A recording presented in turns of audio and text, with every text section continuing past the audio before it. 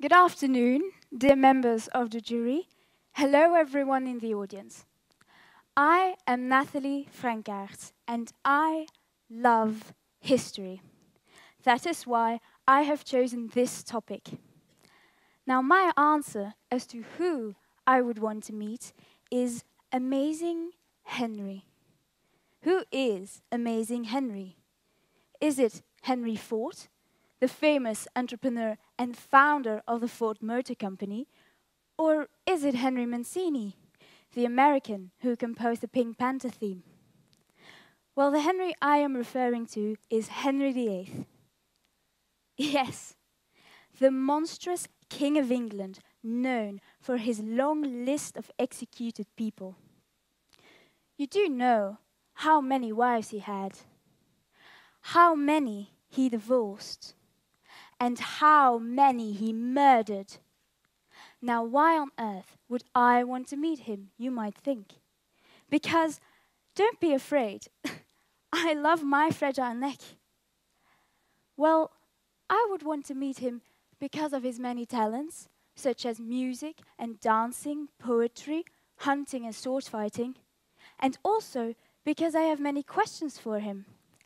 I would like to ask him, for example, what he wanted to achieve during his reign, or how he saw himself. Basically, I would like to know everything that went on in that brilliant mind of his. His list of achievements is endless, yet hardly anyone knows them.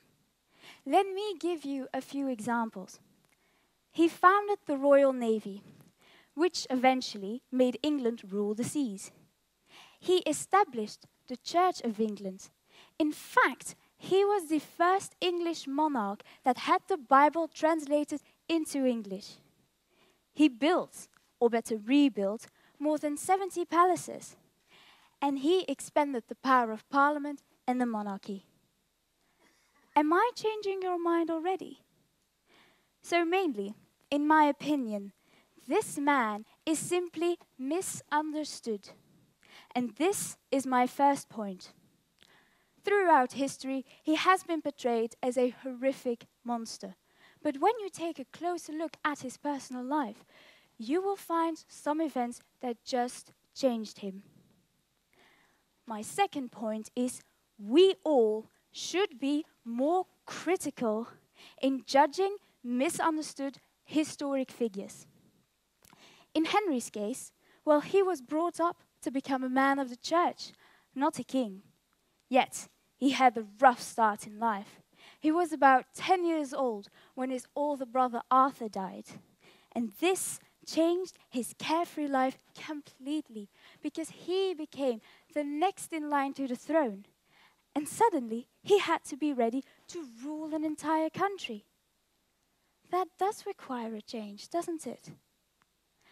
Anne Boleyn is probably the main reason for Henry's change of nature, because she was a cunning woman ordered by her family to entertain the king, yet aiming for the crown. When Henry found out about her treason, well, he was heartbroken, and he never wanted to see her again. But Anne Boleyn cost Henry everything, even his faith.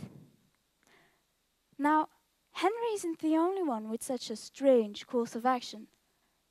Think of Napoleon, the little French dictator, who conquered Europe and made us meet our Waterloo, yet gave us the Code Napoleon, the basis of the French civil law system, and the baccalaureate. Henry, Napoleon, and many others are misunderstood. They achieved a lot. Unfortunately, they are only remembered for their mistakes or their cruel acts. Anyway, this is what history teaches us.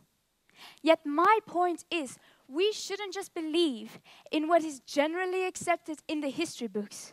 No. Do your own research. Find out other versions of the truth. Be critical. Make up your own minds and because that is what matters.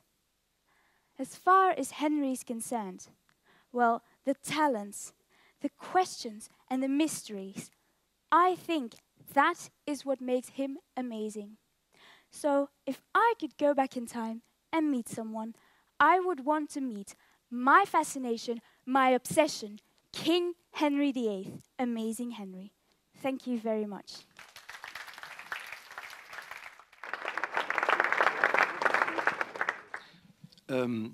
Was Adolf Hitler misunderstood? I love that question. I really do. Because I think I never wanted to put this man in my speech because he's such an difficult historic character.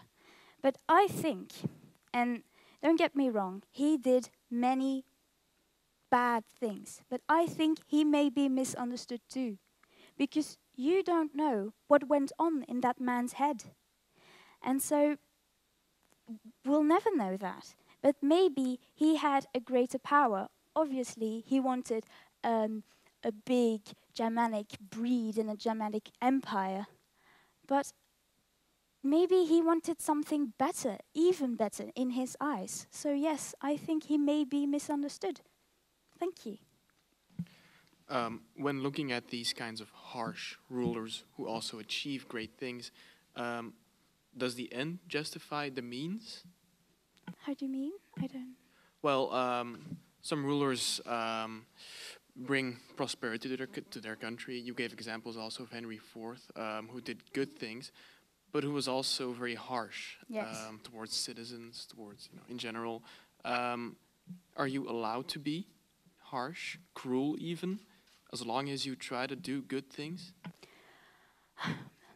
I think you can be harsh, but the limit between harsh and cruel is maybe a little fine, and you shouldn't be cruel. I think that sometimes, even, for example, when raising a child, your child wants a bar of candy, and you have to say, no, you can't. It's not good for you, for example. Yet, you will find it hard to say no to your child. And I think that rulers these days and in history maybe had that same feeling for their countries. But I do not think cruelty is the best way. Were you more were you more fascinated by Henry's talents or his accomplishments? I am fascinated by his accomplishments and his talents, but what really fascinates me is that he was a complex person and that he is misunderstood and he has so many facets to his personality, and to study them and dig them up, I think that is what is fascinating. Does that answer your question? What is the main misunderstanding that I have about Henry VIII that you want to change?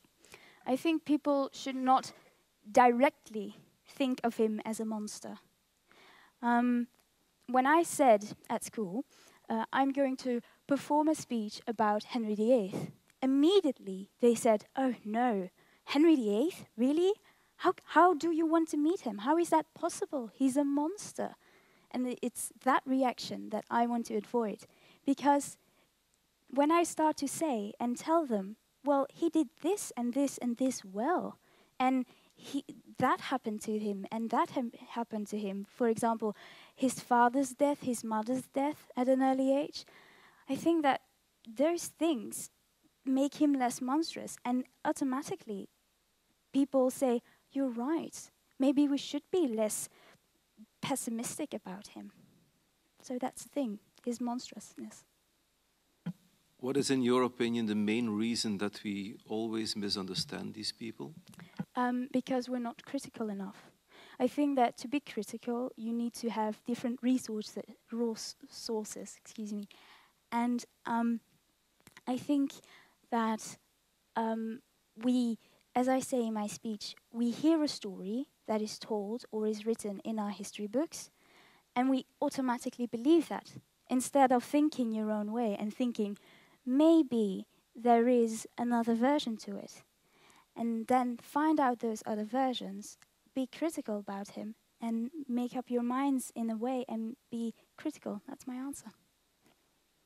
Thank you, Ms. Franckaerts. Thank you.